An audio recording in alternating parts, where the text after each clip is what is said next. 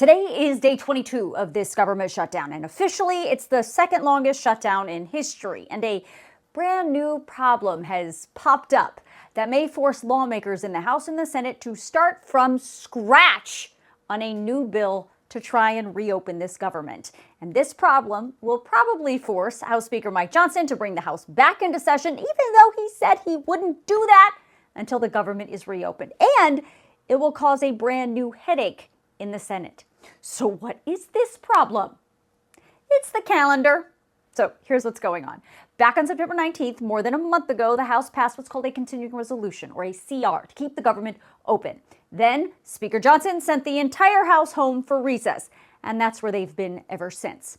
As I've been reporting, when that CR got to the Senate, it failed because it requires 60 votes, which means Republicans, since they don't have 60 senators, need to have Democrats to also vote yes. Well, Democrats will not give over those votes until Republicans also agree to deal with the expiring Affordable Care Act subsidies for low and middle income Americans. So that's what's going on. Now to the problem, to the calendar. Today is October 22nd, but the House passed continuing resolution, the one that keeps failing in the Senate over and over and over again, expires on November 21st, which is just a few weeks away from now. So even if by some miracle the Senate passes the House passed continuing resolution today, which it won't, we would have another government shutdown deadline on November 21st. So we would be right back in this same mess in just a few weeks. So what's going to happen? Well, there is no end in sight for this current government shutdown, and certainly no indication that the current House passed continuing resolution will